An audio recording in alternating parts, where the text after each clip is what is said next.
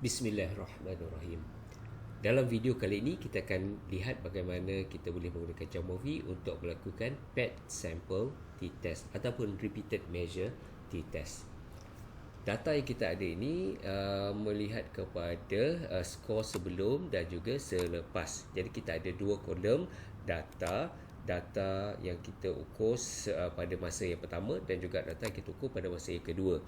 Jadi data ni mungkin apa-apalah yang berkenaan, mungkin tahap stres ataupun tahap literasi kesihatan mental, ya. Dan kita ada ukuran pada kali yang pertama dan juga kali yang kedua. Jadi kita nak lihat sama ada skor yang kita dapat pada kali pertama tu sama ataupun tidak dengan skor yang kita dapati pada kali yang kedua. Jadi cara kita melakukannya ialah kita gunakan ataupun kita klik pada ikon t-test ini dan kita klik pada option yang kedua, bukan independent, bukan one sample, tapi kita pilih yang tengah-tengah, PET sample t-test. Jadi kita dapat lihat di sini kita hanya ada satu kotak untuk PET variable. Jadi kita pilih kedua-dua variable pre dan post tadi dan masukkan, ya. Jadi kita terus dapat resultnya di sebelah kanan. Dan kalau kita lihat statistik students T adalah 0.0132, sangat kecil nilainya, ya. Dan degrees of freedom 96 dan nilai P sama dengan 0.990,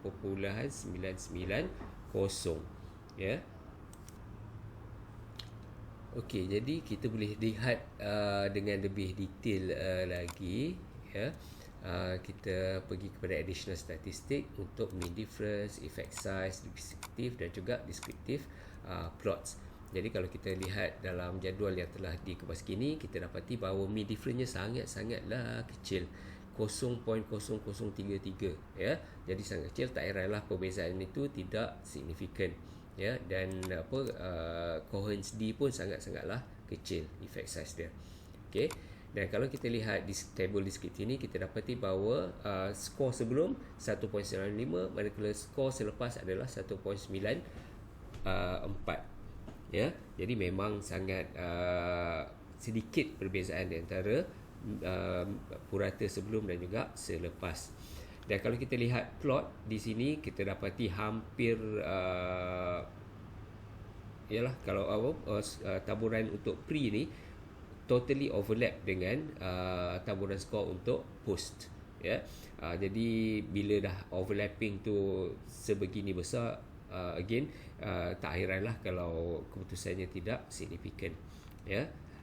Dan just untuk melengkapkan analisisnya, kita lihat juga assumption chart, iaitu untuk normality dan juga QQ plot, ya, untuk taburan melihat taburan normal ataupun tidak, ya.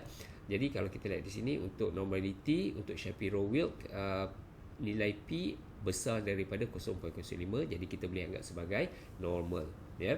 Dan kalau kita lihat QQ plot pun titik-titiknya more or less berada di garis melintang secara lurus, ya. Jadi kita boleh anggap normal lah. Jadi sesuailah kita menggunakan students T untuk membuat perbandingan antara sebelum dan juga selepas. Okey, jadi itu saja untuk analisis repeated measure t-test ataupun PET sample t-test. Kita jumpa lagi dalam video yang lain.